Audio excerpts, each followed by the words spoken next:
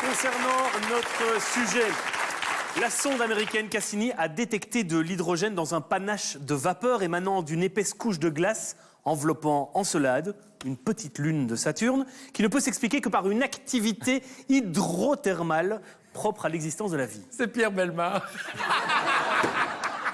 Pardon.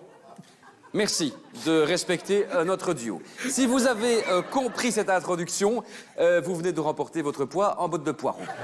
Pour en savoir plus, nous avons fait appel à deux spécialistes du sujet, deux vulgarisateurs de grand talent, grâce à qui nous allons tout comprendre, mesdames et messieurs. Vos applaudissements les plus cosmiques pour Igor et Grishka Bogdanov.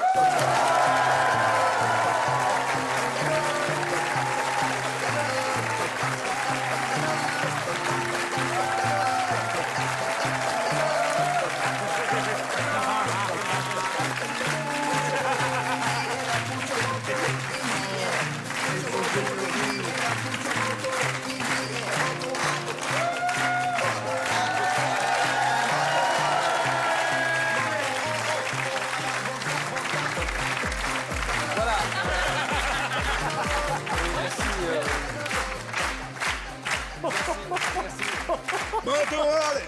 Bonsoir. Menton à droite. Menton à gauche. Tout le monde. Bonsoir. Menton, allez. Bonsoir. Bonsoir, cher frère Bogdanov. Bonsoir, cher frère de Warzé. Oui. Adrien et moi ne sommes pas frères. Non, je me disais bien que l'un était plus beau que l'autre. C'est un peu comme nous, sauf que nous, on ne sait pas dire lequel, Igor. Oui, tout à fait, Grishka.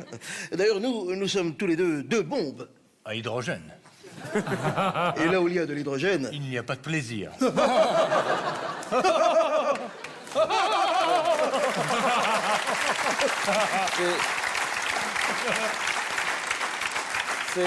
C'est tout à fait désopilant. Bien, après la mésaventure survenue lors de l'interview des frères Dardenne, où l'on n'a jamais vraiment su qui était qui et lequel, mettons tout à plat. Qui est Igor et qui est Grishka? Eh bien, c'est simple.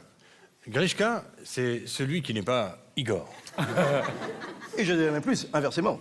Car quand on parle de mettre tout à plat, il est important de se rappeler, de ne pas oublier que dans un vortex spatio-temporel, il est important de savoir une chose vraiment très importante, c'est que...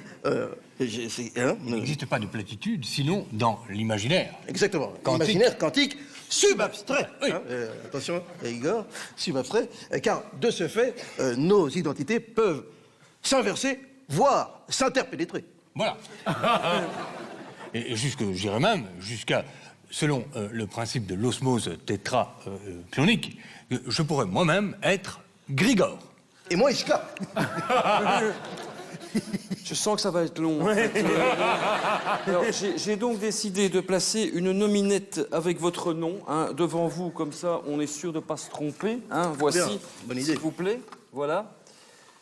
Ah, je suis désolé, mais Igor, ce n'est pas moi. Et Grishka, c'est lui. Ah, pardon, ben changez alors. D'accord. Non, mais non. Mais non. Mais non. Mais non. Je vous demandais simplement de changer de nominette. Ah, nous sommes... Mais non, mais non. Bon, là, bon, qui êtes-vous? Les frères Bogdanov. Bon, alors, J'ai fait Tu veux une petite blague? une blague scientifique. non, oui, enfin, on n'a pas trop le temps, mais enfin bon. Si, oui. X carré et Y carré sont dans une forêt. Je la connais, elle est excellente. Oui, mais là, X et Y se chamaillent sur un problème. X finit par prendre le dessus et Y reçoit un coup avec quelque chose qui traînait par terre. Y s'enfuit et tombe sur une inconnue. L'inconnu du monde. Mais que t'est-il arrivé?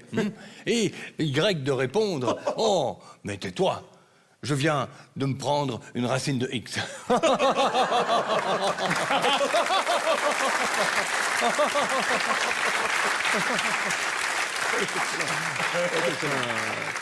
Mais tu la racontes mieux que moi. C'est vrai, c'est vrai. D'ailleurs, à ce propos, voulez-vous que je vous raconte la blague de l'atome qui n'avait plus de sous sur sa proton? non, ça va, merci. Bon, non. Alors, si on vous a invité... Si, la connais aussi. Ah ben oui. Si on vous a invité ce soir, c'est pour nous parler de Saturne. Silence. Quoi? Saturne. Bon, je vais les satelliser, moi, ça ne va pas aller. Bon, Saturne, planète formidable. Oui, planète formidable, Saturne. Saviez-vous qu'il y a plus de 3 milliards d'années, Saturne était 4 fois plus volumineuse qu'aujourd'hui? Ah bon? Et comment a-t-elle fait pour perdre autant de masse? Elle a mis des anneaux.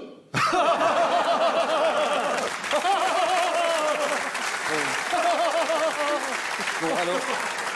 Ah ouais. Honnêtement, je ne la connaissais pas. Non, mais moi non plus, mais je sais pourquoi, moi. Bon, alors... donc, Saturne est donc une planète géante au même titre que Jupiter, Uranus et Neptune. Et c'est plus précisément une géante gazeuse. Tiens, comme ton ex. Oh. À ce propos, j'en ai une autre. Toc, toc, toc. Qui est là? Molly. Molly qui? Molécule. Bon, est-ce qu'on peut... Je vais postuler sur la 3. Bon. Alors, Igor et Grishka. C'est lui. Et c'est lui. Bon, la sonde Cassini a détecté de l'hydrogène et du dioxyde de carbone sur Encelade, donc des éléments qui permettent la vie de microbes sur cette planète. Tout à fait. Mais le plus trou noir, Troublant.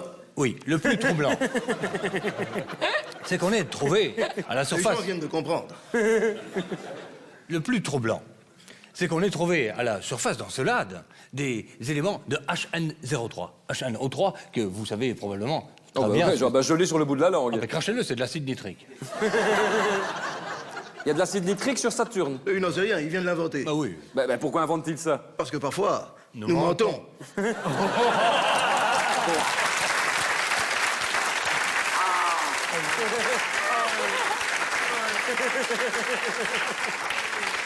Vous savez, l'univers et la science est faite parfois de surprises tridimensionnelles.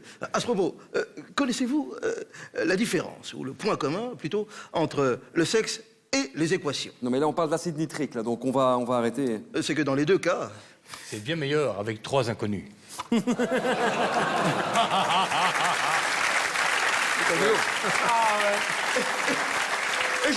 je dirais même plus. Je dirais même plus, parfois il n'y a ni acide ni trique.